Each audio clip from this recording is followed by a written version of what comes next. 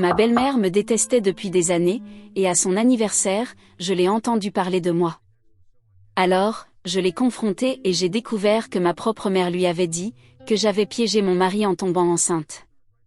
Bonjour à tous, je m'appelle Bridget, j'ai 35 ans et je suis mariée à mon mari Archie, 37 ans, depuis presque 10 ans. Notre histoire d'amour a commencé dans un endroit assez inattendu, un café chaleureux. Archie, étant le gars charmant qu'il est, a rassemblé le courage de m'inviter à sortir, et le reste, comme on dit, c'est de l'histoire. En ce qui concerne ce que nous faisons, eh bien, Archie travaille dans les ventes, il a toujours été un bon parleur, ce qui explique sans doute comment il m'a conquise. Moi, je travaille comme graphiste, assemblant des couleurs et des formes pour faire ressortir les choses.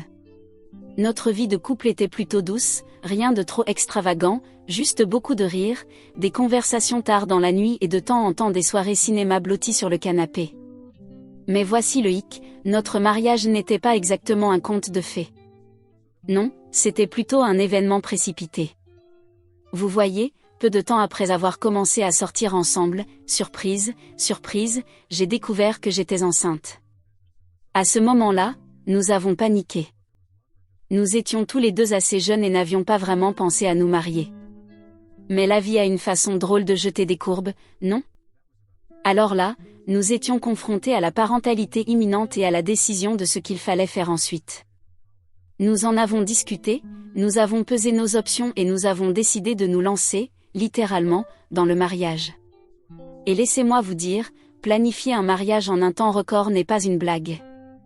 Nous nous sommes dépêchés d'organiser une petite cérémonie, rassemblant famille et amis pour assister à notre union précipitée. Mais vous savez quoi, malgré la précipitation et le chaos, cela semblait bien. Entourés de nos proches, nous avons échangé nos vœux, promettant de rester l'un avec l'autre pour le meilleur et pour le pire. Et vous savez quoi d'autre ? Personne ne semblait se soucier du mariage précipité. Nos familles étaient ravies, nous couvrant d'amour et de soutien à chaque étape du chemin. Mes parents et les parents d'Archie s'entendaient bien dès le début, ce qui était un soulagement. Vous ne savez jamais comment les familles vont se mêler, mais les nôtres semblaient cliquer instantanément. C'était comme si nous nous connaissions tous depuis des années, échangeant des histoires et partageant des rires comme de vieux amis. Ah, accrochez-vous, car voici le rebondissement. Après avoir donné naissance à notre fille, les choses ont commencé à se refroidir un peu avec ma belle-mère Ada, 65 ans. Au début, j'ai mis cela sur le compte des hormones postpartum qui faisaient des ravages sur mes émotions, mais avec le temps, son attitude froide n'a pas disparu. C'était comme si je devenais soudainement invisible pour elle. Chaque fois que nous étions ensemble, elle reconnaissait à peine ma présence, encore moins engager une conversation significative. J'essayais de lancer une conversation, mais c'était comme parler à un mur de briques. Parler d'inconfort. Et ce n'était pas seulement le traitement silencieux qui me dérangeait. Oh non, elle avait un don pour me faire sentir comme si je marchais toujours sur des œufs. Chaque mouvement que je faisais semblait être accueilli avec désapprobation ou critique. Par exemple, elle critiquait souvent ma cuisine. Je passais des heures à travailler dans la cuisine, essayant de préparer un repas savoureux pour la famille, seulement pour qu'elle dissèque chaque plat avec une liste interminable de plaintes, trop salé, trop fade, trop épicé, peu importe. Elle trouvait toujours quelque chose à redire. Et ne parlons même pas de ses commentaires sur mes compétences parentales. Elle semblait avoir une opinion sur tout, de la façon dont je habillais le bébé à la façon dont je gérais les routines du coucher. Peu importe ce que je faisais, ce n'était jamais assez bien à ses yeux. Mais peut-être que la partie la plus frustrante était ces constantes comparaisons entre moi et les ex-petites amies d'Archie. Oui, vous avez bien entendu. C'était comme si elle avait une bobine de faits saillants de toutes ces anciennes flammes, et elle n'hésitait pas à me rappeler à quel point elles étaient meilleures dans ceci ou cela. Je souriais et hochais la tête, essayant d'ignorer ses commentaires, mais à l'intérieur, cela ressemblait à un coup de poing à chaque fois. Là, j'étais, faisant de mon mieux pour être une épouse et une mère aimante, et pourtant, je ne pouvais pas me défaire du sentiment que je n'étais jamais à la hauteur à ses yeux. Et ne me lançais même pas sur les cadeaux passivo-agressifs qu'elle me donnait lors d'occasions spéciales. Vous savez, ces petits cadeaux qui sont en fait des insinuations déguisées en présents, comme le livre de cuisine rempli de recettes de plats que je savais qu'elle n'aimait pas, ou le livre sur la parentalité qui semblait plus une critique de mes compétences maternelles qu'un guide utile. Cela en était arrivé au point où je redoutais les réunions familiales, sachant que j'aurais à endurer une autre série de ses regards glacés et de ses compliments détournés. Mais malgré tout, je refusais de laisser sa négativité affecter mon estime de moi. Je savais que j'étais une bonne épouse et une bonne mère, avec tous mes défauts, et bien que son approbation aurait été agréable, je n'avais pas besoin d'elle pour valider ma valeur. Alors, je me concentrais sur ce qui importait vraiment, ma famille, mon bonheur et l'amour que Archie et moi partagions, mariage précipité et tout. Cependant, les choses ont empiré lorsque je suis tombée enceinte de mon deuxième bébé. Imaginez ceci, je suis enceinte, Archie et moi sommes plongés dans de sérieux problèmes de couple, et pour couronner le tout, l'attitude froide d'Ada persiste. Maintenant, Archie et moi avions notre part de désaccord, vous savez, les choses habituelles qui surgissent lorsque deux personnes essaient de naviguer dans la vie ensemble. Archie et moi pouvions parfois parler des langues différentes. J'essayais d'exprimer mes sentiments, il se refermait, et avant de nous en rendre compte, nous étions plongés dans un jeu de charades émotionnelles. Nous avions tous les deux été blessés dans des relations passées, et ces cicatrices avaient une façon d'apparaître dans les moments les moins attendus. Il est difficile de baisser la garde quand on a été blessé auparavant, mais la thérapie nous a aidés à commencer à réparer ces morceaux cassés. Entre le travail, les tâches ménagères et le chaos général de la vie quotidienne, on avait l'impression que Archie et moi étions des navires qui se croisaient dans la nuit. Nous étions devenus experts en coexistence, mais quelque part en cours de route, nous avions oublié comment nous connecter vraiment. Et avec un enfant et un autre en route, nous étions également sous beaucoup de stress financier. L'argent ne peut pas acheter le bonheur, mais laissez-moi vous dire, cela peut causer beaucoup de maux de tête. Nous nous disputions à propos des budgets, des dépenses et des objectifs à long terme jusqu'à en être épuisés. La thérapie a été notre salut au milieu du chaos. Semaine après semaine, nous nous asseyons avec notre thérapeute et déballions tout le bagage que nous avions accumulé. Cela nous a aidés à apprendre de nouvelles stratégies de communication, à reconstruire la confiance, à trouver du temps de qualité et à aborder nos problèmes financiers de front. Avec le temps, notre situation financière s'est également améliorée. Archie a changé de travail et obtenu une grosse augmentation de salaire.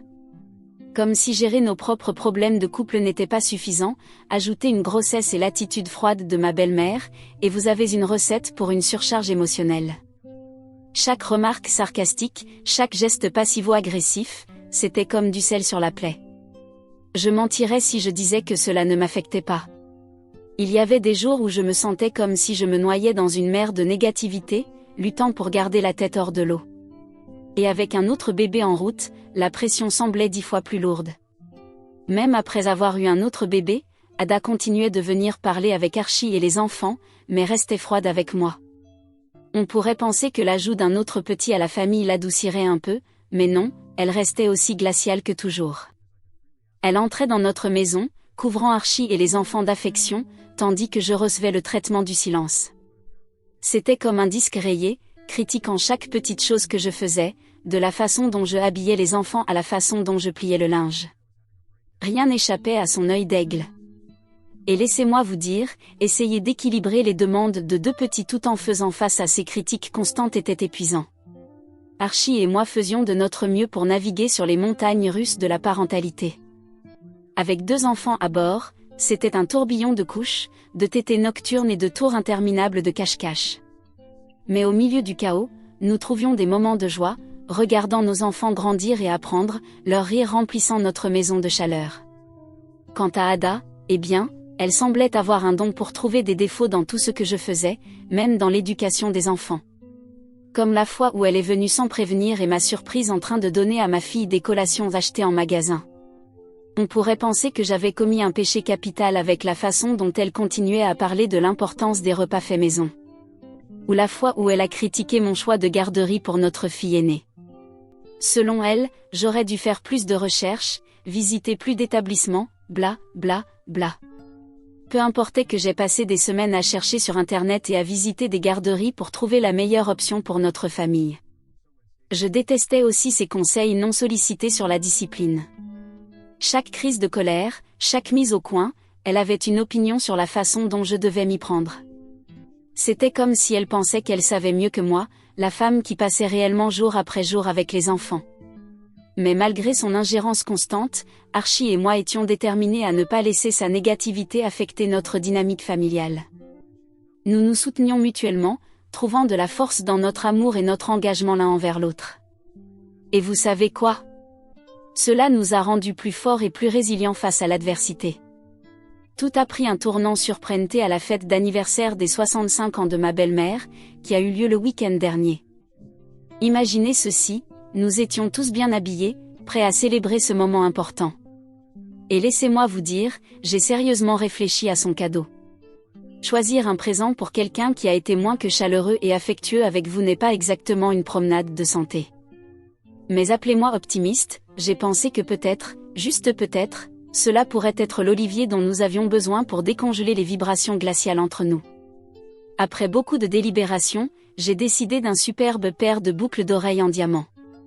Elles étaient semblables à une paire qu'elle avait des années auparavant mais qu'elle avait malheureusement perdue. J'ai pensé, eh bien, quelle meilleure façon de montrer que je me soucie d'elle qu'avec un cadeau attentionné qui rappelle des moments plus heureux. Alors, nous sommes arrivés à la fête, cadeau en main, prêts à faire la paix et à montrer un visage courageux. Et vous savez quoi? Tout semblait aller merveilleusement bien. Les gens riaient, discutaient, tout le spectacle. J'ai remis mon présent soigneusement choisi, avec un sourire sur le visage, espérant contre toute attente que cela soit l'Olivier dont nous avions besoin pour arranger les choses. Et pendant un bref instant, il semblait qu'elle l'aimait peut-être, juste peut-être. Mais alors, aussi vite que le moment est venu, il a disparu. Son expression est restée aussi impassible que toujours, me laissant me demander si j'avais encore une fois échoué. Le reste de la fête s'est déroulé sans accroc, gâteaux, bougies, tout le tralala, mais au fond de moi, je ne pouvais pas me débarrasser de la sensation que quelque chose n'allait pas. C'était comme un nuage flottant au-dessus d'une journée ensoleillée, jetant une ombre de doute sur mes tentatives de nous rapprocher. Cependant, juste au moment où je pensais que tout allait bien, j'ai entendu ma belle-mère Ada parler avec ma belle-sœur de mon habitude de me montrer, et c'est pourquoi je lui avais donné les boucles d'oreilles en diamant. Ces mots m'ont profondément blessée, comme un couteau dans le cœur. Elle m'a accusé d'avoir l'habitude de me montrer, insinuant que mon geste de lui offrir les boucles d'oreilles en diamant n'était rien de plus qu'une tentative voyante de gagner ses faveurs. Aïe! Je veux dire, ajouter l'insulte à la blessure. Là, j'essayais de tendre une branche d'olivier, et elle le tournait en quelque chose d'horrible et de malveillant. C'était comme une gifle au visage, pour être honnête, comme si peu importe ce que je faisais, ce n'était jamais assez bien pour elle. Alors, vous pouvez imaginer le tourbillon d'émotions tournant à l'intérieur de moi lorsque je l'ai confrontée dans la cuisine. Mon cœur battait la chamade, mes paumes étaient moites, j'étais un paquet de nerfs, c'est le moins qu'on puisse dire. Mais je ne pouvais pas simplement laisser passer ces mots. Je devais savoir, pensait-elle vraiment que j'essayais de me montrer? Était-ce ainsi qu'elle me voyait après tout ce temps? C'était comme une dague dans le cœur d'entendre ces mots résonner dans mon esprit. Et sa réponse, eh bien, disons qu'elle n'a pas exactement apaisé mon esprit troublé. Elle a écarté cela en disant quelque chose sur le fait que lui offrir des boucles d'oreilles en diamant n'était pas la meilleure décision compte tenu de notre situation financière, comme si cela devait améliorer les choses d'une manière ou d'une autre. Mais je n'allais pas la laisser s'en tirer aussi facilement. J'ai insisté, lui demandant si elle croyait vraiment que j'avais des motifs cachés derrière mon cadeau. Pensait-elle que j'essayais d'acheter son affection, de la gagner avec des cadeaux voyants et des gestes vides? Ou simplement essayais-je de gagner ma belle-mère? Elle a semblé surprise, demandant ce que je voulais dire par gagner son affection. Eh bien, les choses ont rapidement empiré pendant cette confrontation dans la cuisine. J'ai rassemblé le courage de tout lui dire, comment sa constante froideur envers moi avait rongé mon âme. Mais au lieu des excuses sincères ou de la compréhension que j'espérais, j'ai été frappée par une bombe d'accusations. Je ne pouvais pas croire ce que j'entendais quand Ada m'a accusé d'avoir piégé son fils Archie. Comment ça, piégé? La dernière fois que j'ai vérifié, il faut être deux pour danser le tango, et Archie faisait autant partie de cette romance précipitée que moi. J'étais abasourdie, c'est le moins qu'on puisse dire. Piégé? De quoi parlait-elle? J'ai exigé des réponses, désespérée de parvenir au fond de cette histoire tordue qu'elle semblait inventer. Elle a dit qu'elle savait la vérité, ma mère, Jane, 63 ans, lui avait dit la vérité il y a longtemps. Je n'avais aucune idée de ce qu'elle voulait dire, alors j'ai insisté pour obtenir plus d'informations. Selon Ada, ma mère avait révélé une sorte de secret sur notre mariage précipité, disant que j'avais piégé Archie en tombant enceinte, non pas une fois, mais 2 fois. Elle m'a accusée d'avoir intentionnellement retombé enceinte pendant les moments difficiles de notre relation, juste pour qu'il ne me quitte pas. J'étais abasourdie, c'est le moins qu'on puisse dire. C'était comme un coup de poing dans l'estomac d'entendre de telles accusations scandaleuses de la part de quelqu'un en qui je pensais pouvoir faire confiance. Je veux dire, comment ma propre mère pouvait-elle nourrir de tels mensonges blessants? Et pourquoi Ada croirait-elle de telles absurdités? Mais malgré l'incrédulité qui m'envahissait, je savais que je devais mettre les choses au clair. J'ai redressé les épaules, j'ai regardé Ada droit dans les yeux et je lui ai dit sans embâche qu'elle avait totalement tort. Je lui ai dit que jamais je n'avais manipulé ou contraint Archie à m'épouser. En fait, je n'avais même pas mentionné le mariage après avoir découvert que j'étais enceinte la première fois. C'est Archie qui a pris la décision de me demander en mariage, pas moi. Et en ce qui concerne tomber enceinte de nouveau pendant les moments difficiles de notre relation, ce n'était rien de plus qu'une invention cruelle. Bien sûr, Archie et moi avions eu notre lot de hauts et de bas, mais jamais, pas une seule fois, je n'avais eu recours à des tactiques aussi manipulatrices pour le garder à mes côtés. Je pouvais sentir la colère bouillonner en moi, alimentant ma détermination à mettre les choses au clair. J'ai dit à Ada que si elle voulait la vérité, elle pouvait demander à son propre fils. Il lui dirait la vérité, sans aucun doute. J'ai appelé Archie dans la cuisine et lui ai tout raconté. Archie ne pouvait pas croire ce qu'il entendait. Il a confirmé à Ada que jamais je ne l'avais pressé pour se marier, c'était sa décision dès le début. En fait, il avait pris cette décision bien avant que je tombe enceinte la première fois. C'était un soulagement de l'avoir à mes côtés, me soutenant avec la vérité. La réaction d'Ada, eh bien, disons qu'elle a dû avaler son chapeau. Elle a réalisé son erreur, a reconnu son mauvais jugement et a offert des excuses sincères pour toutes ces années de froideur et de distance à mon égard. Mais même pendant qu'elle s'excusait, je sentais un nœud dans mon estomac. Bien sûr, c'était agréable qu'elle reconnaisse enfin ses erreurs, mais le mal était déjà fait. Des années de froideur et d'hostilité, tout cela à cause d'un mensonge inventé par ma propre mère. Je ne pouvais pas me débarrasser du sentiment de trahison, sachant que quelqu'un en qui j'aurais dû pouvoir faire confiance avait répandu des mensonges blessants sur moi derrière mon dos.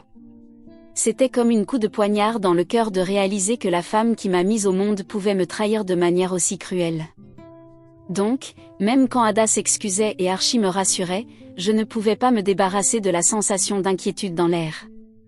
Comment pourrais-je dépasser cela? Comment pourrais-je faire à nouveau confiance à ma propre mère, sachant qu'elle était la source de tant de douleur et de chagrin? J'ai donc décidé que je devais voir ma mère immédiatement.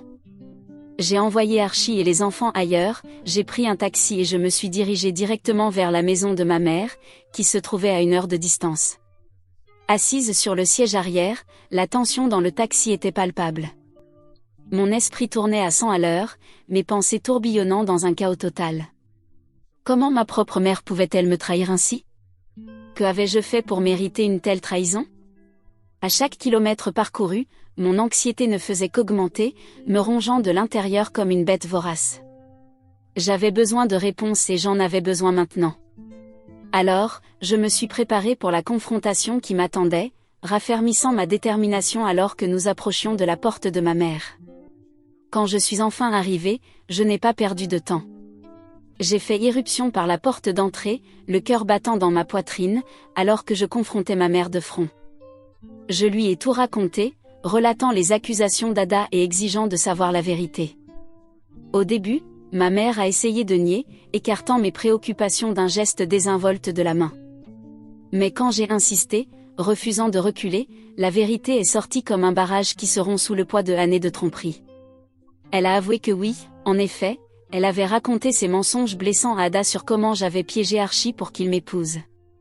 Selon sa logique tordue, Archie était trop bien pour moi et le mariage précipité était la seule façon pour moi de le garder. C'était comme si l'air avait été aspiré de moi, le poids de sa trahison me pressant comme une tonne de briques. Comment pouvait-elle dire des choses aussi blessantes sur sa propre fille? Ne se rendait-elle pas compte de la douleur et du chagrin que ses paroles avaient causé? Après ma confrontation avec ma mère, il était clair qu'elle n'était pas désolée pour ce qu'elle avait fait. Elle ne semblait même pas comprendre la gravité de sa trahison. C'était comme une gifle au visage, de réaliser que la femme qui était censée m'aimer et me soutenir inconditionnellement pouvait être si insensible à mes sentiments. À ce moment-là, j'ai su que je devais tracer une ligne. C'était la goutte d'eau qui faisait déborder le vase. Bien sûr, nous n'étions jamais très proches, mais elle était toujours ma mère et elle avait détruit ma confiance de la pire manière possible. Je lui ai dit directement que j'en avais fini. Fini avec ses mensonges, fini avec sa tromperie, fini avec le cycle toxique de douleur et de trahison. J'ai clairement indiqué que je la coupais de ma vie, qu'elle n'aurait jamais l'occasion d'empoisonner ma vie ou celle de mes enfants avec sa présence toxique. C'était une décision difficile, mais une que je savais au fond de moi être nécessaire pour ma propre santé mentale et mon bien-être. Bien sûr, elle ne l'a pas bien pris. Elle a essayé de crier, de lancer des insultes dans ma direction, de me traiter de fille gâtée et d'autres choses encore pires. Mais je ne suis pas restée pour écouter son discours. J'avais dit ce que j'avais à dire et il était maintenant temps de partir. Quand je suis rentrée à la maison, les vannes se sont ouvertes. Je me suis effondrée dans les bras d'Archie, le poids de la journée s'écrasant sur moi tout d'un coup. J'ai pleuré jusqu'à ce qu'il ne me reste plus de larmes, laissant son étreinte réconfortante laver la douleur et le chagrin de la journée. Mais juste au moment où je pensais que peut-être, juste peut-être, je pouvais commencer à tourner la page sur ce chaos, mon cousin m'a appelé et laissez-moi vous dire, il ne s'est pas retenu. Il m'a dit directement que j'avais peut-être été un peu trop dure, que couper ma mère de ses petits-enfants était peut-être un pas trop loin. Cela m'a fait réfléchir, avais-je été trop hâtive dans ma décision ?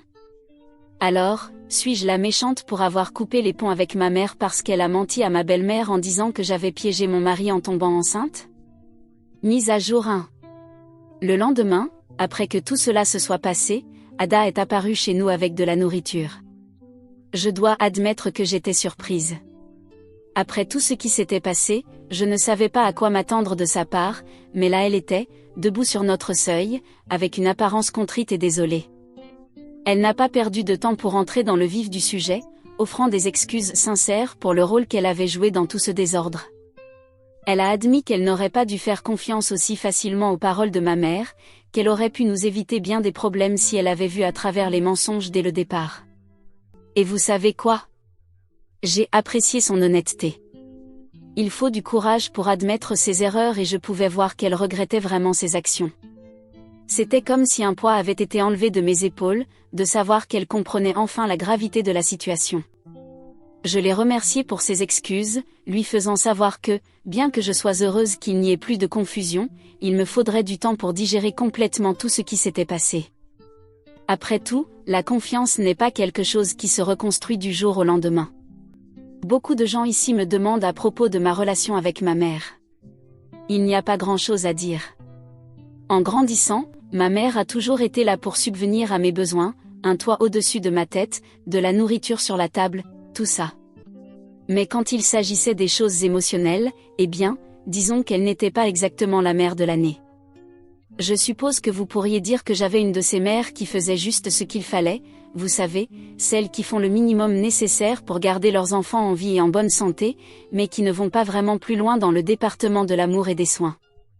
Ne vous méprenez pas, je suis reconnaissante pour tout ce qu'elle a fait pour moi, mais il y avait toujours ce sentiment persistant de vide, ce sentiment que quelque chose d'essentiel manquait dans notre relation. Peut-être que j'étais trop stupide pour m'en rendre compte à l'époque, trop prise dans mon propre petit monde pour voir les fissures se former dans la façade de notre dynamique familiale. Ou peut-être que je ne voulais tout simplement pas admettre que ma mère n'était pas la mère parfaite que j'avais toujours espéré qu'elle soit. En regardant en arrière, il est facile de voir les signes, les anniversaires oubliés, le manque d'affection, la sensation constante d'être incompris et non aimé. Mais à l'époque, je suppose que j'ai simplement balayé tout cela comme quelque chose de normal. Après tout, n'est-ce pas ce que font les enfants ? Ils trouvent des excuses pour leurs parents et rationalisent leurs défauts parce que l'alternative est trop douloureuse à supporter. Alors non, il n'y avait rien de spécifiquement mauvais ou traumatisant dans ma relation avec ma mère. C'était plus comme une lente goutte de déception, une réalisation progressive que la personne qui était censée m'aimer inconditionnellement ne pouvait tout simplement pas être à la hauteur de mes attentes. Mais je ne laisserai pas mon passé me définir. Je ne laisserai pas ma relation avec ma mère dicter mon avenir, parce qu'à la fin de la journée, je suis plus que la somme de mes expériences. Je suis une survivante et une battante. Mise à jour 2. Salut tout le monde, cela fait quelques semaines depuis ma dernière mise à jour et, mon Dieu, j'ai une grande nouvelle pour vous. Alors, vous vous souvenez de comment j'avais parlé du petit affrontement entre Ada et ma mère? Eh bien, il s'avère que cela a déclenché une confrontation complète. Vous voyez, au fil des ans, Ada et ma mère ont développé une sorte d'amitié étrange. Je suppose qu'elles se sont liées par des intérêts communs ou quelque chose comme ça, je ne sais pas, mais le point est qu'Ada a pris ce que ma mère disait à propos de moi pour argent comptant à cause de leur prétendue amitié. Quoi qu'il en soit, avançons de quelques jours et Ada décide qu'elle en a assez des mensonges et des tromperies. Elle marche directement vers ma mère à l'extérieur de l'église, oui, vous avez bien entendu, à l'extérieur de l'église, et lui dit tout. D'après ce que j'ai entendu, c'était comme quelque chose sorti d'une telenovela.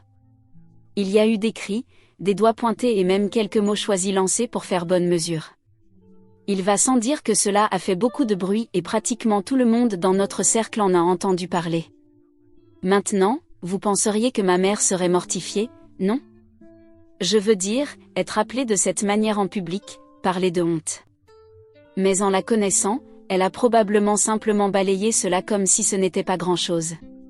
Quant à Ada, eh bien, je pense qu'elle s'est sentie assez soulagée de finalement tout déballer. C'était comme si un poids avait été enlevé de ses épaules, de savoir qu'elle avait défendu la vérité et mis les choses au clair une fois pour toutes. Mais ma mère n'allait pas bien le prendre.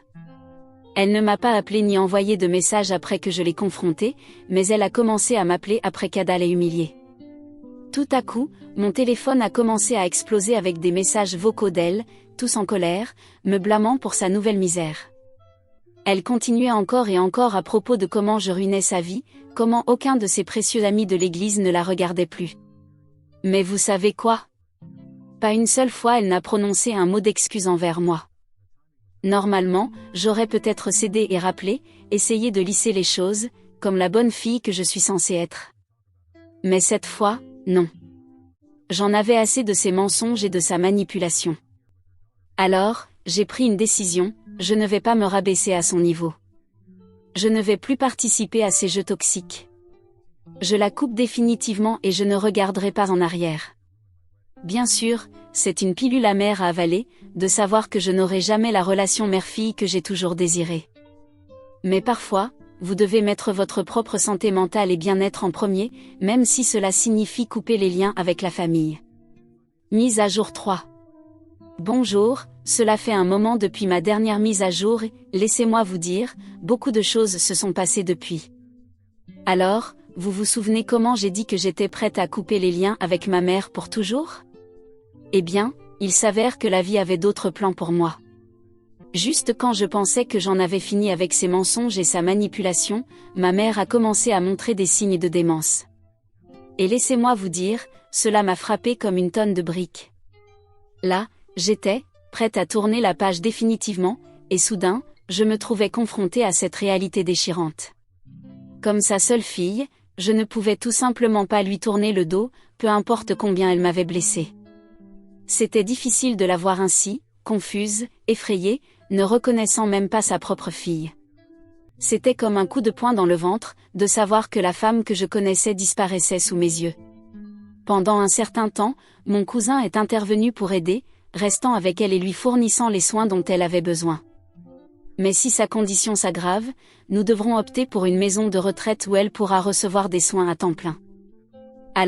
Alors que je me tiens au bord de ce nouveau chapitre dans le voyage de ma mère, je ne peux m'empêcher de ressentir un mélange d'émotions.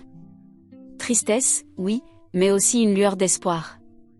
Espoir qu'elle recevra les soins et le soutien dont elle a besoin, et espoir qu'elle trouvera une certaine paix et confort dans ces derniers jours. Et à vous tous qui avez suivi cette montagne russe avec moi, je veux juste dire merci. Merci pour vos paroles aimables, votre soutien et vos encouragements. Cela signifie plus pour moi que vous ne le saurez jamais. Et qui sait, peut-être, juste peut-être, ce nouveau chapitre apportera avec lui un sens de guérison et de clôture, pour moi, pour ma mère et pour toute notre famille. Espérons-le.